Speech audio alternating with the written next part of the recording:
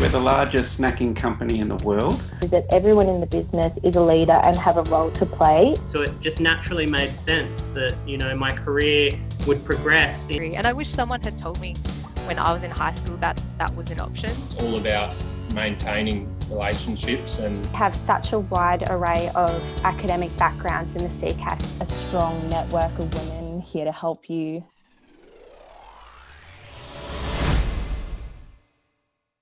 Well, hi guys. So today we are joined by Taylah, who is a second-year auto-electrician apprentice for WesTrac. Thank you so much for joining us today, Taylah. Thanks, Rebecca. So, an auto-electrician. You're a girl. What influenced you, or who influenced you to go down this, what people might think is an untraditional career path for you? Well, for me, I've sort of grown up around cars my whole life. I sort of was in doing speedway. Since I'm a kid, I grew up. Wow. So pretty much from that, I've always had an interest in mechanical things like cars and whatnot. Through school, I did a bit of automotive in some of my year 10 classes and loved it. And then I pretty much, I had done a couple of girl jobs after school. So I didn't really love them. They weren't really fulfilling. So I ended up I was like, you know what? I love doing this stuff. I love being hands-on. So here I am. Yeah, totally. I think we were talking before, you don't have to not be girly to be doing those sort of traditionally non-girly jobs, so 100%. Blonde hair, I get my lashes done, still put my makeup on on the weekends and get dressed up. I live the best of both worlds, really. Totally. So you're loving it so far? Yeah, it's amazing. I am so happy that I have been given this opportunity because it's so fulfilling and I'm learning so much and I'm enjoying the work. It's amazing. Oh, so good. So back at high school, you just mentioned before the subjects that you studied have probably helped you get where you are sort of now in your apprenticeship, studying the auto mechanics sort of stuff at high school. Yeah, so I did automotive in, I think it was year 10. So it was a bit of more mechanical sort of stuff, which definitely helped my experience and such.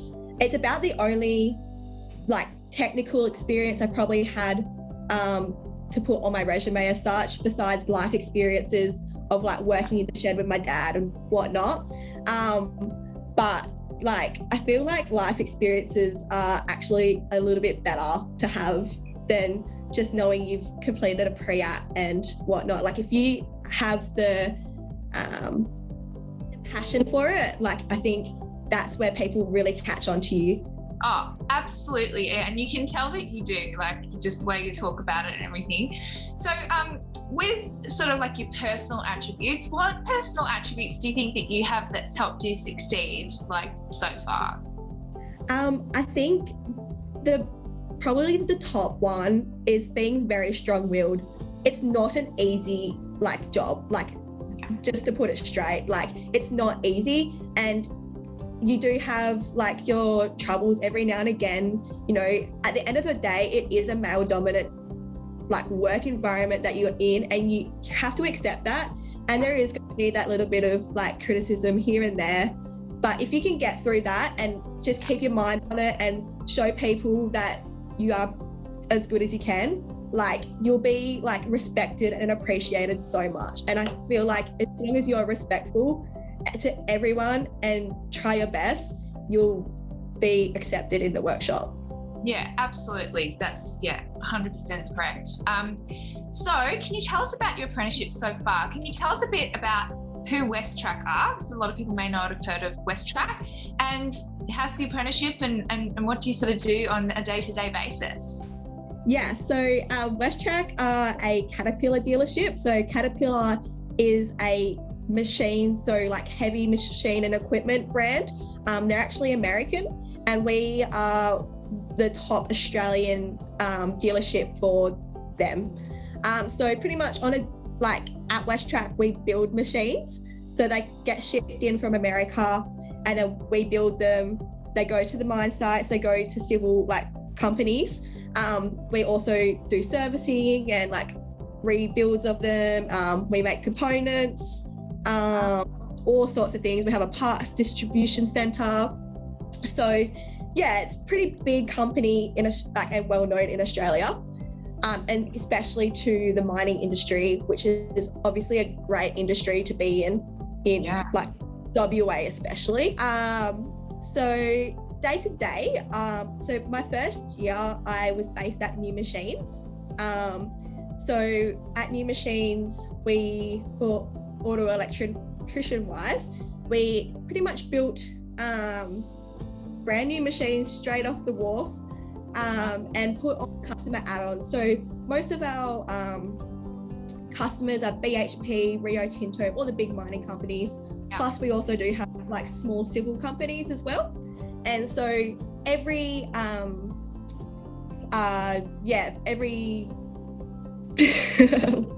sorry, what am I thinking of?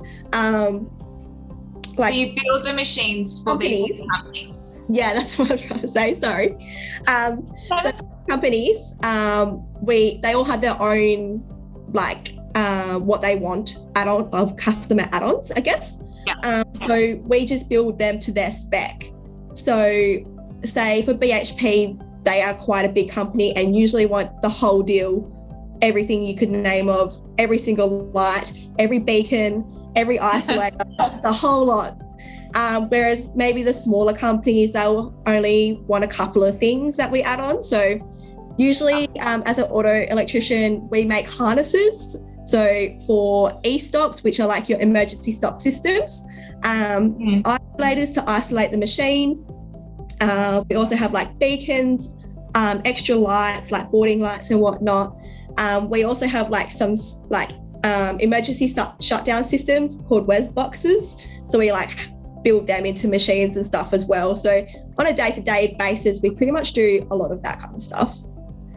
And then, wow, so you're wiring up all these big, massive machines. Yeah, it's crazy. It's like building Lego, but real life. Yeah, that is so cool. Yeah, so at the moment, I've just actually, so with WesTrac apprentices, we get rotated through different workshops every 3 to 6 months, sometimes a year. And so at the moment, I've just moved over to rebuilds. So it's a little bit of a different ball game. And we pretty much sort of do the same thing as new machines, but they're used machines that have already been up on the mine site. They've been working for long hours. They come back down to Perth and then we pretty much strip them and then rebuild them again to a sense, and refurbish them with new harnesses. So at the moment, we're actually doing a conversion program for FMG where we pretty much are converting all of their trucks, like off-highway trucks, to autonomous so that they drive themselves pretty much. Wow, that's cool. Yeah, so it's pretty much a bit of a change out of harnesses. So we strip out the old OEM harnesses and then just put new ones in that suit the autonomous program. So yeah, it's pretty cool. Keeps it interesting, all the new technology stuff that you'll be like constantly dealing with. Yeah, for sure. So it's a bit funny though, coming from new machines, it's very clean work because they're brand new, but rebuilds, you definitely get dirty day to day. Yeah. Oh, that sounds like fun. So your second year, and then how many more years to go? Is there another couple of years? Is it a 4-year apprenticeship? So our apprenticeships are for 4 years. You usually would finish your TAFE by your 3rd year, like complete it by the end of your 3rd year. So if you are proactive with your learning, and obviously you can only sort of get TAFE booked in as they sort of do, but if you are proactive with your learning and really put yourself out there, there's definitely the chance of getting signed off earlier than 4 years. So yeah. Cool. Awesome. So I've definitely got a couple of years to go, but we'll get there. Yeah, that's great. So what gives you the most satisfaction in your job so far? I think just like being able to like seeing a truck get loaded up and knowing that's going up to a mine site and you're like, whoa, I did that. Like that's exciting because like I built this and like it's kind of cool. Like you're like, wow. There's a sense of pride about it. Yeah, definitely. You're like, it's going to a mine site and making billions of dollars for the country pretty much. And like had your input on that. And it's like, that's cool. And sometimes that's how they do their job, isn't it? Like by using the things that you're working on. Like, definitely. So as well, like there's been times where I'll be driving on the weekend and like Saturdays are load up days a lot of the time. And like you'll be on the highway and there's a machine that's just come from your work and you're like, hey, I did that. Yeah. It's cool. It's funny, but like it's cool. Yeah, that would be. And have you had sort of like your greatest achievement so far, or even like your biggest challenge? Like, has there been something that's challenged you along the way? I think it's like there's been a bit of a lack of auto-electrician tradesmen because there's such a high demand for them at the moment. And so our workload in new machines was crazy. It's just machines everywhere. So as a first year, I was sort of thrown in to like build my own machines straight like within a few months of like starting my apprenticeship. So obviously getting thrown in the deep end, you're like, whoa, like I have to build this machine and I'm doing it sort of with little supervision in a way. And it's definitely a challenge, but I reckon it's the best way to learn is like having to nut it out yourself, like just figure it out, show initiative, ask questions where you need, but like really try to push yourself to get it done without not asking too many questions, but like trying to do it on your own and then approval for that. Like like using your problem solving skills as well. Because I think people really appreciate when you've definitely had the best shot you can. If you can't work it out, so be it. You're only a second year apprentice. But like as long as you've had it like your best shot at it, like you get so much approval and like appreciation from that. So I reckon like having built so many machines like on my own now and they actually have gone well and great, like become good builds, like it's been a really good sense of satisfaction for me. Oh, totally. That would be so satisfying for you, for sure. And I bet your dad's super proud of you. Yeah. He's so funny because my dad, I'm still his little girl to him, and he's so funny because he forgets that I do this like today now. And like, I bought a new car the other day and I had to do something I bought something to do to it. And he was like, oh, I guess I'll have to do that for you. I'm like, Dad, I can do it. Hello. And he's like, oh my God. That's so funny. So, but he's pretty proud. So it's good. It's great. And do you feel that WesTrac have supported you in your career so far? Like, how do you feel like they've supported you so far? Yeah, definitely. Like they give you so many opportunities. They are really supportive if you want to go to like a certain section to like really help yourself and like, you know, improve your like goals and whatnot. They're also really good. Like they're always there to talk to. Like if you have issues, you can go to someone, which is really good.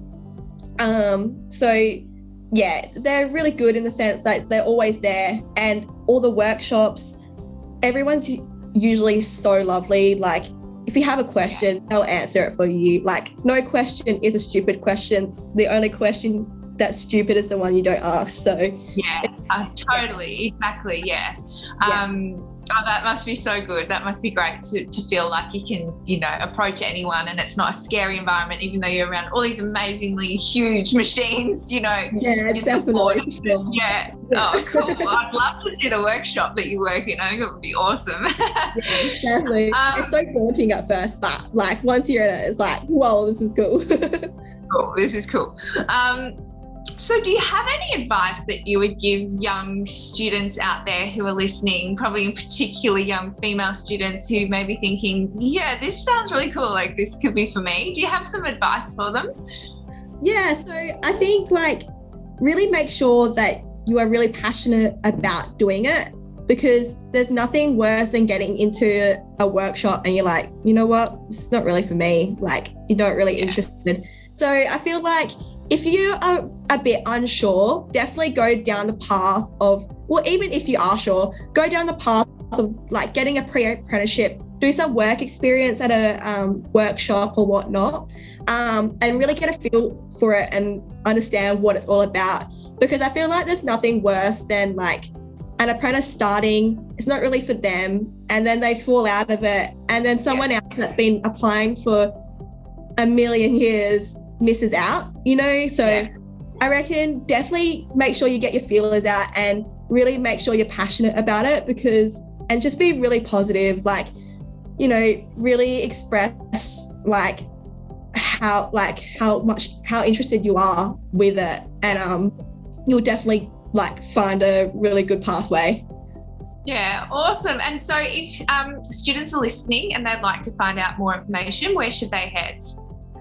So you could head to the Explore Careers website. You can also head to our WesTrac website as well, to find out more information of like what type of jobs they're going, because there's not even just apprenticeships, there's also like if you decide to go down uni pathway, you can go and do engineering, there's engineering jobs, there's even admin jobs where you like sales, customer like coordinators, all that kind of stuff. So definitely head to our website and see what else there is to it. And then also even contacting TAFEs about pre-apprenticeships, even other like just even getting in touch with WesTrac about work experience or whatnot. So just to get your feelings out there. It's always good to have as much experience as you can on your resume. Yeah, exactly. Well, thank you so much for joining us today, Taylah. We wish you all the best for the rest of your apprenticeship. And it sounds like a really fun place to work. And we hope that we can inspire some more young women like yourself to take up an apprenticeship with WesTrac. So thanks for your time. Thank you, Rebecca. Thanks for having me.